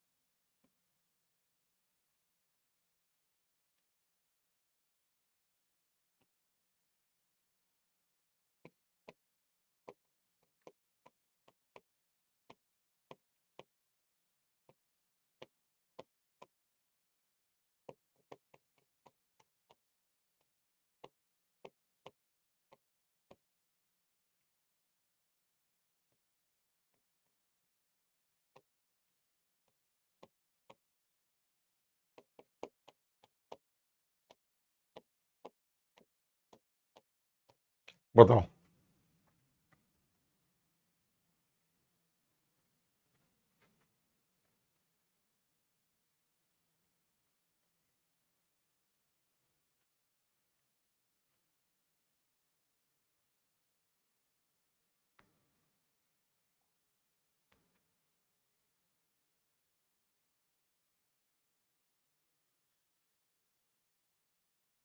इनमें से वो कौन कौन से सॉल्यूशंस हैं जिनकी पीएच कॉन्सेंट्रेशन से इंडिपेंडेंट है? टोटल आदमी कितने?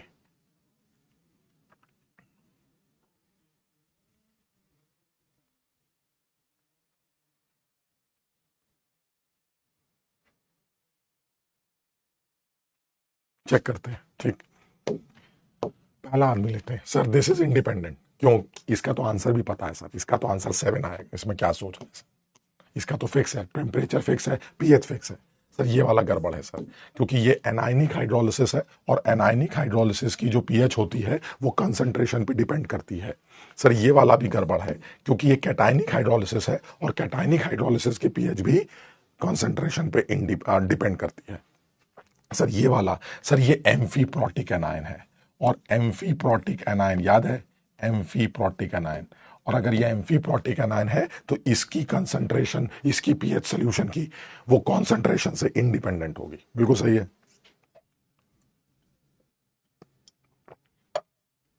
कॉन्सेंट्रेशन से इंडिपेंडेंट होगी। ठीक, अच्छा इस पर आते हैं। सर ये भी कॉन्सेंट्रेशन से इंडिपेंडेंट है, क्योंकि इसकी पीएच तो हमने याद कर रखी है 7।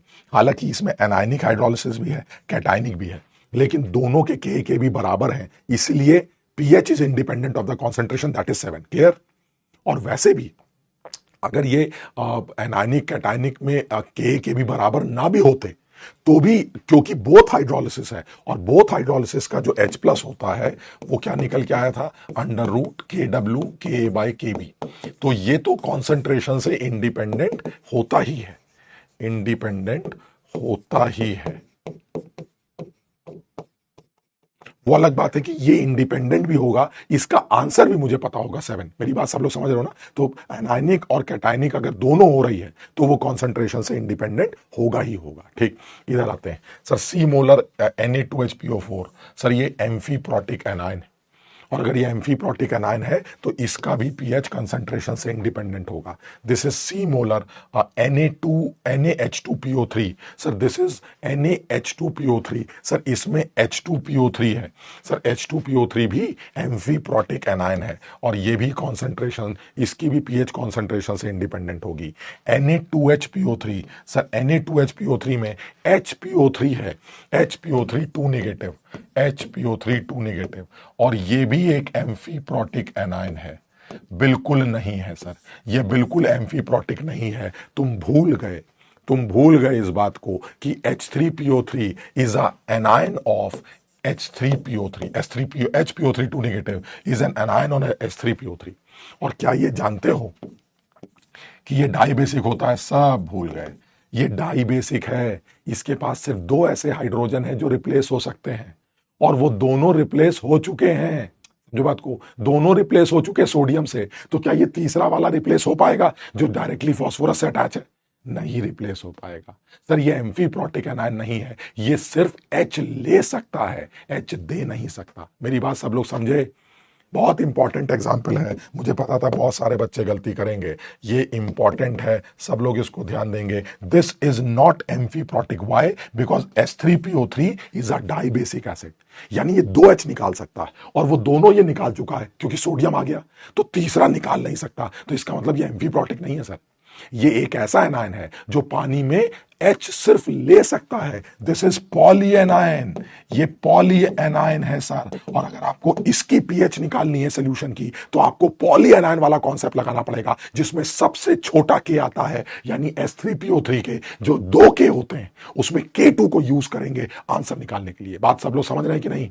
यानी अगर H3PO3 के 2 के हैं, एक K1 और एक K2, क्योंकि this is a dibasic, तो इस सोल्यूशन की जब आप पीएच निकालेंगे तो ये आ जाएगा अंडर रूट KW K2/C। बताओ मेरी बात समझे कि नहीं? और सर जब इसकी बात करेंगे, ये भी वही गड़बड़ है सर। सर ये H3PO3 है सर, ये H3PO2, सॉरी, ये H3PO2 का है, और H3PO2 मोनोबेसिक होता है। मोनोबेसिक का मतलब सिर्फ एक के, यानी सिर्फ एक H हटा सकता है, और वो एक H हट चुका है, तो इसका मतलब सर ये भी एम्फीप्रोटिक नहीं है। ये सिंपल एनायनिक हाइड्रोलिसिस है, जिसमें Ka का इस्तेमाल किया जाएगा H3PO2 के, यानी सर ये भी किसी सूरत में एसिडिक हाइड्रोजन नहीं दे सकता, क्योंकि इसके पास एसिडिक हाइड्रोजन नहीं है। सर ये वाला ठीक है सर, ये हमारा पॉली एनायन है, बार बार H लेगा और कंसंट्रेशन का टर्म तो आएगा ही, सिर्फ फर्क इतना है कि K3 का इस्तेमाल होगा, यानी ये हमारा ये भी हमारा कॉन्सेंट्रेशन इंडिपेंडेंट, कॉन्सेंट्रेशन पे डिपेंड करेगा। सब लोग समझ रहे हो ना? तो जो एम्फीप्रोटिक, हाँ बिल्कुल, ये उन लोगों के समझ में आएगा जिनको ये बात याद होगी कि H3PO3 एक डाई बेसिक आदमी और H3PO2 एक मोनोबेसिक आदमी। जिनको ये बात याद होगी वही ये सवाल कर पाएंगे, वरना जो बेवकूफ होते हैं वो H को देखते ही कहते हैं अबे H देगा, H लेगा, एम्फीप्रोटिक, H देगा, H लेगा, एम्फीप्रोटिक। ना, ये दोनों एम्फीप्रोटिक एनायंस नहीं हैं। क्यों? क्योंकि सर जितने H निकलने थे निकल चुके, अब ये H और नहीं दे सकता, तो ये एनायनिक हाइड्रोलिसिस का केस है। अब वो कौन सा केस है? बार बार वाला केस है, या सिर्फ एक बार H को पकड़ने वाला केस है? वो वाला फॉर्मूला यूज कर लेंगे, खत्म।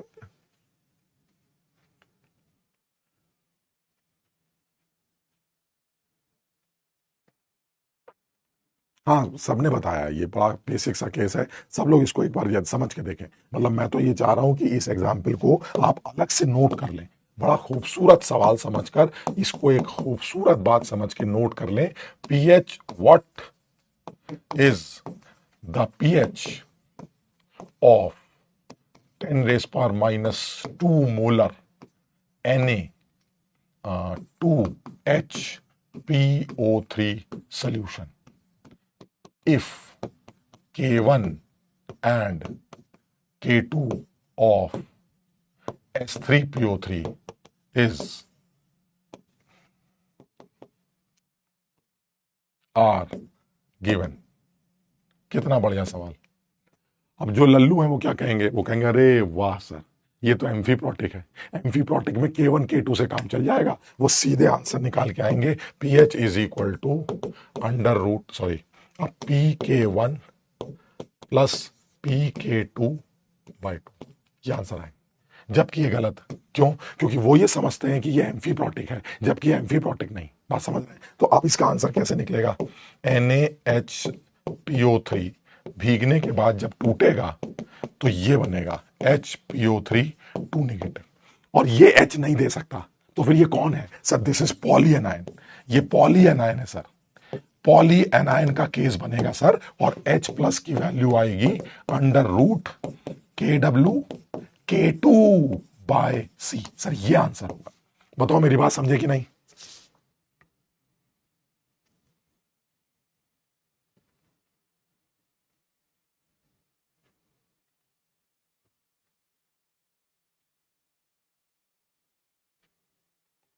आदित्य ये मत पूछो यार, ये कैसे पता चलेगा कि कौन मोनोबेसिक है कौन डाइबेसिक? तुम लोगों ने जब रिडॉक्स रिएक्शन करी थी, जब मैंने कराई थी, या प्रयास वन वालों ने जब करी थी, तो उनको ये बात बताया गया था कि H3PO3 और H3PO2 ये डाइबेसिक और मोनोबेसिक एसिड्स होते हैं। सिर्फ ये याद कर लो बस।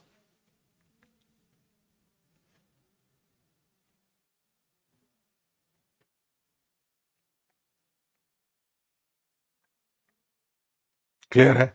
सबको ये बात समझ में आ गई? तो इस बात का थोड़ा सा ध्यान देना है ना, तो बिल्कुल सब लोग ध्यान देंगे। चलिए अब एक स्टेप और आगे बढ़ते हैं, और अब आते हैं इंपॉर्टेंट सवाल पर।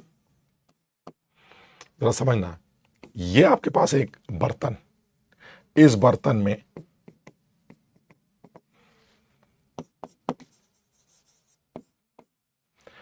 मान लेते हैं 100 ml 0.1 मोलर H3PO4 सोल्यूशन पड़ा है।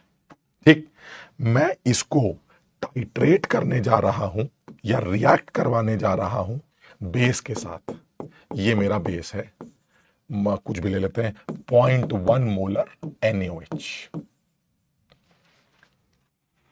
ठीक, समझ में आ गया क्या हो रहा है? बर्तन में एसिड है H3PO4, ऊपर से NaOH टप टप टप टप टप टप करके गिरेगा। ठीक, अब आपसे पीएच पूछूंगा मैं अलग अलग स्टेप्स की। अब सवाल का आंसर बताओ कैसे निकलेगा? सर आपको यहां कान लगाना है, ऐसे कान लगा लीजिए, अंदर से आवाज आएगी बफर, हाइड्रोलिसिस, एसिड, एम्फीप्रोटिक, पॉलीएनायन, बस फॉर्मूला लगाते जाइए, आंसर आता जाएगा, खत्म हो गया गल, कुछ करना ही नहीं। समझिए बात को। क्या करेंगे सर? ये ऊपर से NaOH गिर रहा है, हमें सवाल में H3PO4 जो कि ट्राइप्रोटिक एसिड है, इसकी तीनों के वैल्यूज K1 K2 और K3 ये तीनों दे रखी, सवाल में सब दे रखा है। दिस इज अ ट्राइप्रोटिक, तीनों के दे रखा है।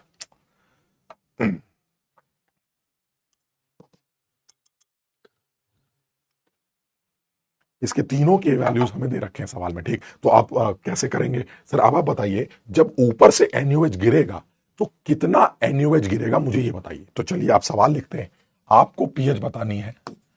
Find out the pH of the solution if, पहला पार्ट 0 ml NaOH जब गिरेगा तब pH क्या आएगी।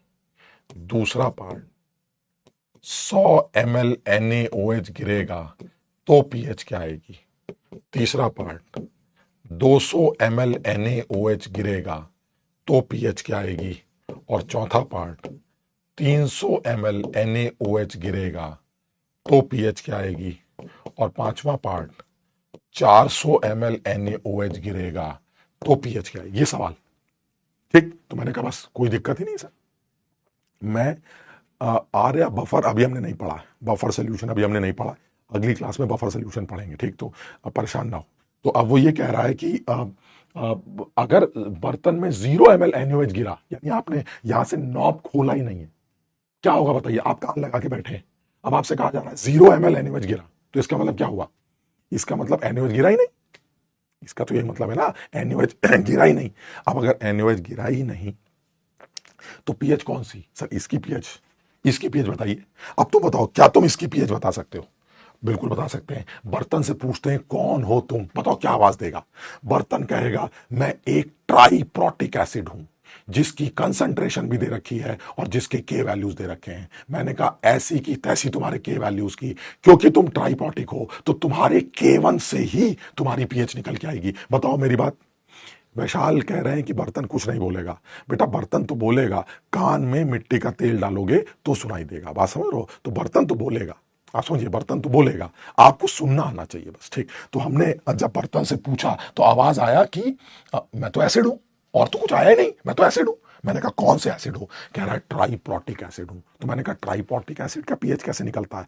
K1 से, याद है K1 से। तो यानी पहले सवाल का आंसर तो बड़ा सीधा है सर, 0 ml NaOH का आंसर है H प्लस। कौन सा ये, बल्कि जैसे लिखते हैं H प्लस लिख देते हैं, H plus is equal to under root of K1 into C. बताओ याद है तुम लोग को? सबको याद है वीक पॉलीप्रोटिक एसिड्स की पीएच K1 से डिसाइड होती है, अंडर रूट K1 सी से आंसर आएगा। क्लियर है? ये सबको सवाल में दे रखा है, वैल्यू पुट कर देंगे, आंसर बाहर आ जाए।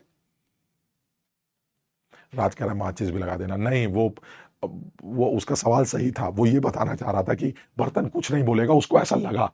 एक्चुअली बर्तन वो तो बोलेगा ना जो वो है, और वो है कौन? वो एसिड है। तो एसिड तो बोलेगा, और वो भी कौन सा एसिड सर? पॉलीप्रोटिक। और पॉलीप्रोटिक का आंसर क्या होता है सर? K1 से अंडर रूट K1 सी। खत्म हो गया सर। एक बार कोने में चले जाते हैं, कोने में जाना जरूरी है। हाँ, तो एक बार कोने में चले जाना बेटा, कोने में जाकर एक बार under root of K1 by C की वैल्यू निकाल लेना, और जैसे ही under root K1 by C की वैल्यू निकालो तो बल्ले बल्ले करने लगना। क्यों? क्योंकि वो 0.1 से कम ही आएगी। लेकिन अगर ना आई तो या तो सवाल छोड़ देना, या फिर पूरे क्वाड्रेटिक को सॉल्व करके आंसर निकालना। ये ध्यान रखना पड़ेगा। क्लियर है?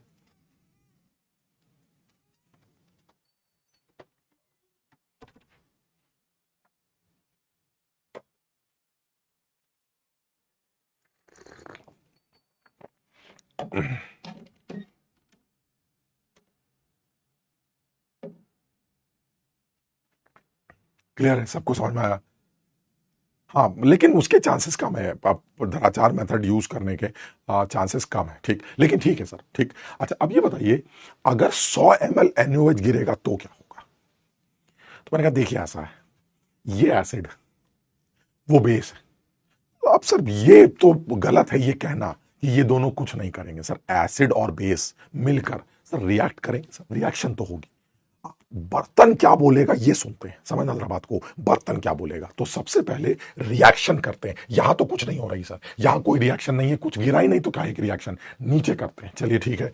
अब ये हमारा H3PO4 है, और ऊपर से NaOH गिराया जा रहा है। रिएक्शन क्या है सर? सबसे पहले NaOH इसके एक H को खा जाएगा, और ये NaH2PO4 बनेगा। बिल्कुल सही है सर। अगर NaOH अभी भी बच गया तो वो दूसरे H को भी खा जाएगा, NaH2PO4। वो भी NaOH जो बच गया वो दूसरे को भी खा जाएगा और Na2HPO4 बना देगा। अगर अभी भी बच गया तो जो Na2HPO4 है उसको भी, उसके भी एक H को NaOH खा जाएगा और Na3PO4 बना देगा। सर अगर कुछ हुआ तो ये होगा। That depends on the amount of NaOH। Clear है? That depends on the amount of KOH, NaOH।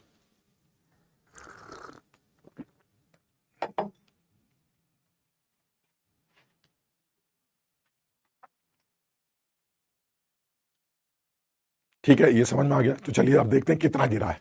आप ये बताइए, आपके पास H3PO4 के कितने मोल्स हैं?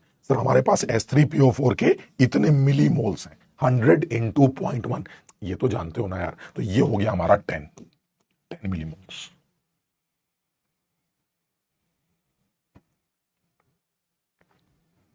यार ये तो हमने कम ले लिया, इसको थोड़ा सा और ज्यादा लेते हैं, वरना तो रिएक्शन यहीं खत्म हो जाएगी। एक सेकंड रुको जरा। ये हमारा 0.1 मोलर है, इसको अगर हम थोड़ा सा ज्यादा ले लें, NaOH हमने कितना लिया है? 100 ml। इसको ज्यादा ले लेते हैं भाई, एक सेकंड रुकना, तभी आगे के सवाल का फर्क मतलब आएगा सामने। इसको थोड़ा 300 ml ले लेते हैं।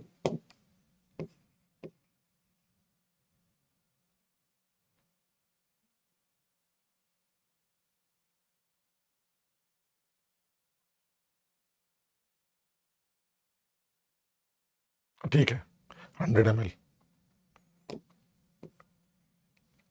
ये 100 ml, ठीक है। ठीक, तो अब ये बताइए H3PO4 कितना है? सर H3PO4 मेरे पास 10 है, 10 लिया गया है, बहुत बढ़िया। तो अगर ये 10 है और आपने ऊपर से NaOH कितना गिराया है? सर ऊपर से 100 ml गिराया है, यानी कितने मिलीमोल हो गए? सर 10 मिलीमोल हो गए। इसका मतलब ये हुआ सर ये भी 10 हो गया। क्लियर है?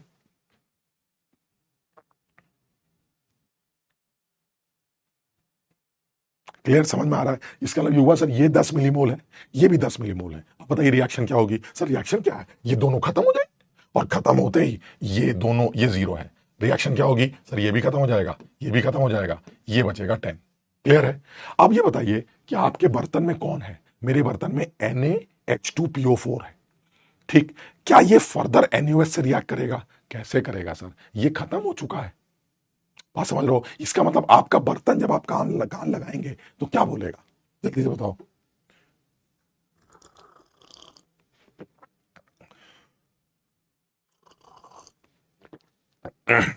शुभम फिर से समझो बेटा, H3PO4 के 10 मिलीमोल, आपने 100 ml NaOH डाला जिसकी मोलैरिटी 0.1 है, तो इसका मतलब इसके भी 10 मिलीमोल है ना, तो 10 इसके हैं, 10 इसके हैं, दोनों रिएक्ट करेंगे और बनेगा NaH2PO4।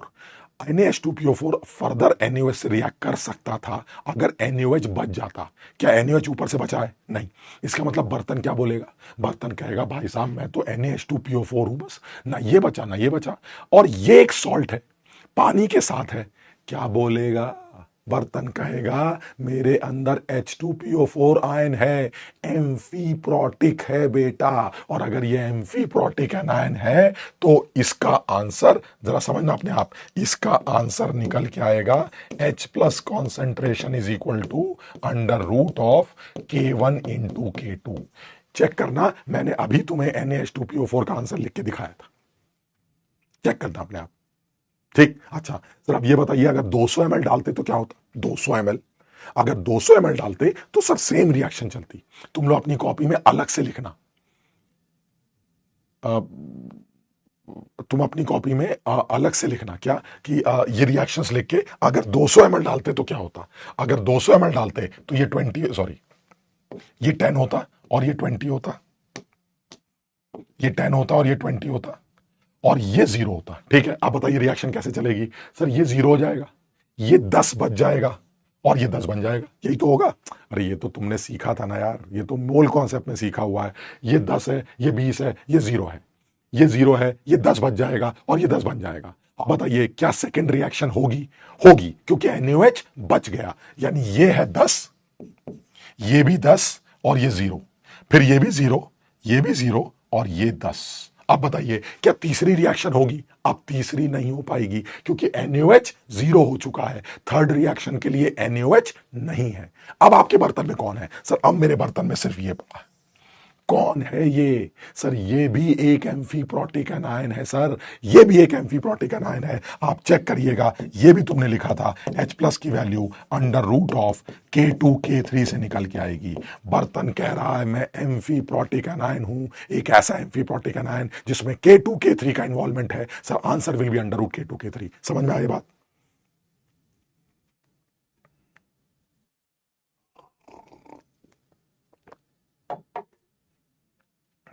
समझ में आया? एक कह रहा है सर अल्कोहल ले लो, बट अल्कोहल कभी लिया नहीं हमने, तो हमें आइडिया नहीं, लेकिन तुम कह रहे हो तो ऑब्वियसली फायदा तो होता होगा बेटा। हमें लग रहा है, हमें लग रहा है तुम्हें फायदा है, तुम्हें फायदा हो रहा है। ठीक, अच्छा अब और आगे बढ़ते हैं। सर अगर 300 ml गिराते तो क्या होता? 300 ml, तुम अपनी कॉपी में फिर से अलग से रिएक्शन लिखना, मैं यही कर रहा हूं क्या? सर अगर आप 300 गिराएंगे तो क्या होगा? सर ये 10 होगा, ये 30 होगा और ये 0 होगा। ठीक, फिर ये 0 हो जाएगा, ये 20 बचेगा और ये 10 हो जाएगा। सर 10 नीचे आ जाएगा, 20 ये होगा, ये 0 होगा, फिर ये 0 हो जाएगा, ये 10 बचेगा, ये 10 हो जाएगा, फिर ये भी 10, ये बचा हुआ 10 और ये 0 होगा और ये 0 0 10 होगा। अब आपके बर्तन में कौन? सर अब मेरे बर्तन में सिर्फ Na3PO4 है और Na3PO4 क्या कहता है? मैं एक ऐसा एनायन हूं जो पॉली एनायन हूं, पॉली एनायन। समझो बात को, यानी इस केस का answer H plus is equal to under root of K W, polyanion में कौन सा के लेंगे, K3/C। समझ में आ रहा है? बस ये ध्यान रखना, सी की वैल्यू क्या रखोगे सर, Na3PO4 में सॉल्ट के मोल्स 10 मिलीमोल है और वॉल्यूम कितना है सर, 300 इसका डाला है और 100 उसका था, वॉल्यूम 400 है, तो जो सी की वैल्यू आएगी वो 10/400 होगी। ये जरूर ध्यान रखना बस, यानी moles upon volume, and volume is 300 मेरा और 100 तुम्हारा, यानी 10/400। ये ध्यान रखना बस।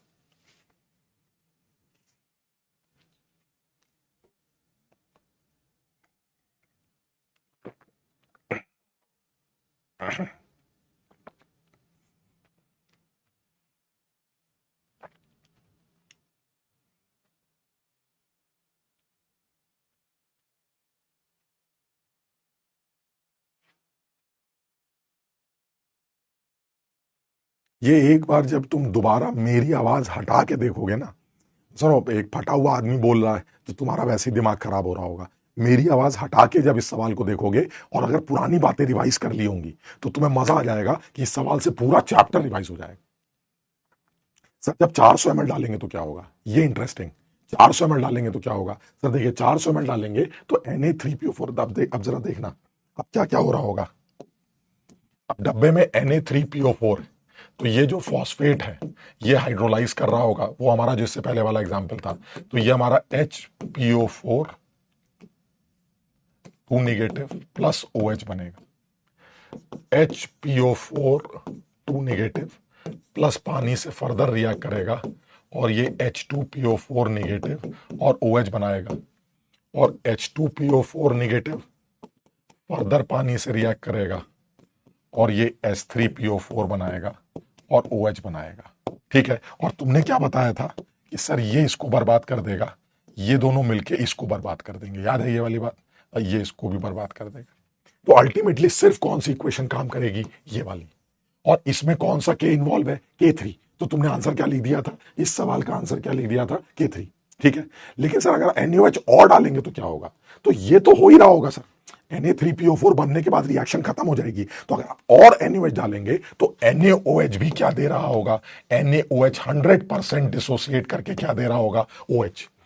अब आप सोचिए कि जो बच गया है वो भी डर जाएगा, वो कहेगा बाप रे NaOH आ गया, अब तो NaOH बचा हुआ है, एक्सेस में है सर, वो इसको भी बर्बाद कर देगा। समझ लो बात को, यानी अब सारी रिएक्शंस बन जाएंगी, बच जाएंगी, खत्म हो जाएंगी, सिर्फ पीएच कौन डिसाइड करेगा, पीएच डिसाइड करेगा बचा हुआ NaOH। समझे, यानी आपने अगर NaOH के 400 ml डाले तो 400 में से 300 खत्म हो जाएंगे, जो 100 ml बचेंगे वो डिसाइड करेगा पीएच क्या है, और 100 ml की वजह से OH माइनस की जो लेफ्ट कंसेंट्रेशन है वो कितनी होगी, 100 ml के हिसाब से 10/500, ये इसकी लेफ्ट कॉन्सेंट्रेशन होगी। क्यों, क्योंकि 10 मिलीमोल बच जाएंगे और जो वॉल्यूम होगा वो 400 प्लस 100 500, यानी resultant concentration, left concentration is 10/500। यहां से पीओएच आ जाएगा और पीओएच से पीएच आ जाएगी, ये आपका आंसर।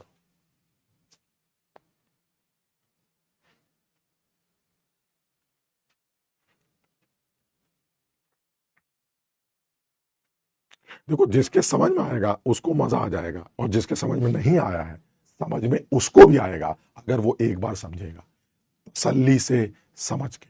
अमन कह रहा है सर समझ में नहीं आया, अमन समझोगे तो समझ में आएगा, एक बार देखो इसके अंदर जो भी इन्वॉल्व है वो सिंपल मोल कॉन्सेप्ट की इक्वेशन इन्वॉल्व है। तुम्हें सिर्फ ये डिसाइड करना था कि कितना NaOH लिया गया और रिएक्शन किस स्टेप पे जाके रुक रही है। जैसे रिएक्शन रुकेगी आप बर्तन में कान लगा लीजिएगा, आपको आंसर मिल जाएगा, खत्म।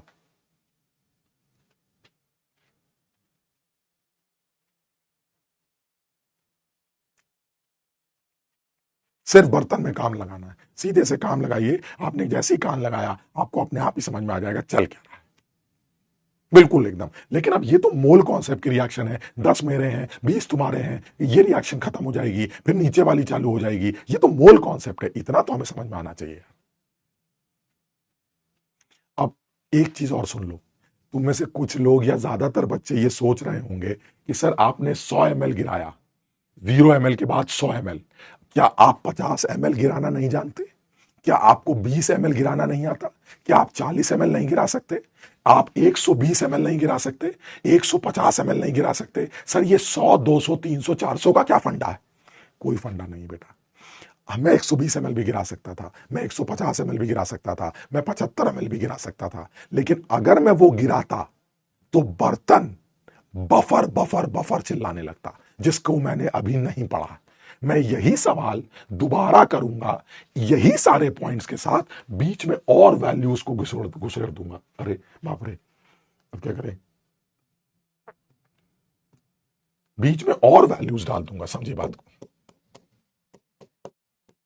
लेकिन तब मेरा सोल्यूशन चिल्लाएगा मैं बफर हूं बफर, तो ऐसे में मुझे बफर का फॉर्मूला लगाना पड़ेगा, बस पूरा चैप्टर सॉल्युबिलिटी से पहले का पूरा चैप्टर कंप्लीट हो जाएगा। समझे बात?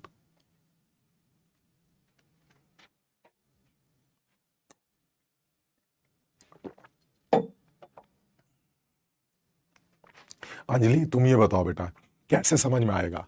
अगर यही नहीं पता है कि ये रिएक्शन कैसे कंप्लीट हो रही हैं, तो कैसे समझ में आएगा? मैंने एक ही बार में सारी रिएक्शंस लिखकर टाइम बचाया है अपना और मेहनत बचाई है, और मैं ये चाह रहा हूं कि तुम हर सवाल में ये रिएक्शंस अलग अलग करके लिखो। पहले सवाल में सिर्फ एक रिएक्शन कंप्लीट होगी, तीसरे वाले पार्ट में 2 रिएक्शन कंप्लीट होंगी, चौथे वाले पार्ट में 3 रिएक्शन कंप्लीट होंगी। क्या ये भी नहीं पहचान पाते हो? अगर इतना भी नहीं पता है तो इसका मतलब पहले मोल कॉन्सेप्ट तो सीखो। 10 ml, 10 मोल, 10 मोल, 0 मोल, फिर ये भी खत्म, ये भी खत्म, दोनों लिमिटिंग है, दोनों खत्म। ठीक, दोनों खत्म हो गए तो नीचे वाली रिएक्शन तो चल ही नहीं सकती, क्योंकि एनओएच बचा नहीं, तो डब्बे में सिर्फ कौन है? ये। थर्ड वाले पार्ट में ये ज्यादा दे रखा है, तो इसका मतलब ये रिएक्शन भी चलेगी। फोर्थ वाले पार्ट में ये और ज्यादा दे रखा है, तो इसका मतलब तीसरी रिएक्शन भी चलेगी। एक बार करके देखो, अपने आप समझ में आ जाएगा।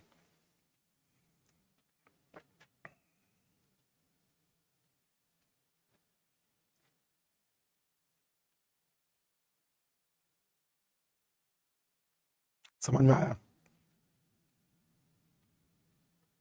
लास्ट वाले में मैंने ये बोला था कि तुमने NaOH 40 मिलीमोल ले लिया, तो 30 मिलीमोल तो तीनों रिएक्शन में खत्म हो जाएगा। 10 यहां हो जाएगा, 10 यहां हो जाएगा, 10 यहां हो जाएगा। ठीक, 10 मिलीमोल बच जाएगा ना?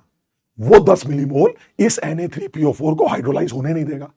तो आंसर सिर्फ कौन डिसाइड करेगा? आंसर डिसाइड करेगा NaOH। कितना NaOH बच गया? 10। और वॉल्यूम कितना है? 10। वो 100 ml, सॉरी 400 ml NaOH का और 100 ml इसका, यानी तब जो आंसर आ जाएगा वो 10/500 से मोलारिटी आ जाएगी और उससे पिया जाएगा।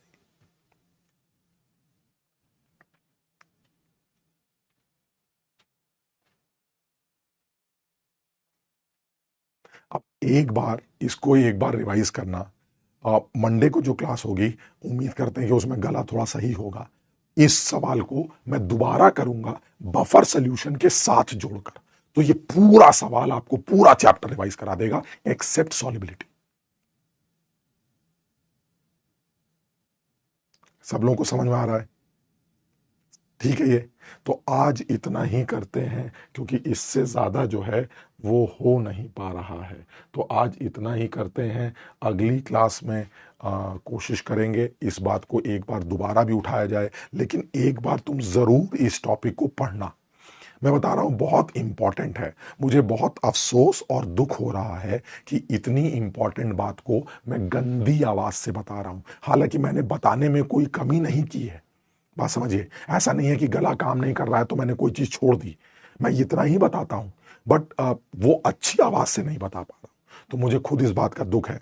मैं चाह रहा हूं कि तुम लोग इस लेक्चर को एक बार जरूर दोबारा देखो, और दोबारा देखने के बाद अपने आप समझने की कोशिश करो। ये समझ में जरूर आएगा, ऐसा नहीं हो सकता ये समझ में नहीं आए। दूसरी बात, इतने सारे लोग जो हैं, इन्होंने इतनी शांत दिमाग से इतनी सारी बातें सुनी हैं, और तुम में से बहुत सारे लोगों को ये समझ में भी आया होगा, है ना? तो मुझे ऐसा लगता है कि ये अच्छा काम है, मतलब तुम लोगों ने अच्छा किया ये।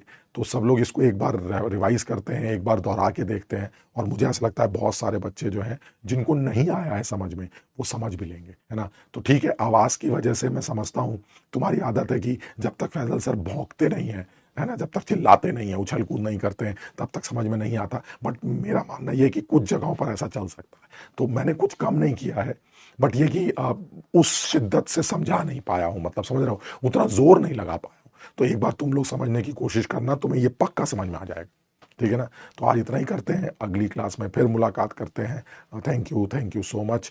खूब मेहनत करो, जम के पढ़ाई करो, और अपने भी सेहत का ख्याल रखो, क्योंकि इस टाइम पर हमारा और तुम्हारा किसी का भी बीमार होना हम दोनों की सेहत के लिए हानिकारक है। बात समझ रहे हो। तो तुम्हें भी बहुत ज़्यादा ध्यान रखना पड़ेगा। तुम अगर बीमार होते हो तो तुम्हारी 4 क्लासेस, 5 क्लासेस या 3 क्लासेस का नुकसान होगा। समझ रहे बात को। तो थोड़ा सा तुम लोगों को भी ध्यान रखना पड़ेगा। तो आज नहीं करते हैं, अगली बार फिर मुलाकात करते हैं, है ना। Thank you so much.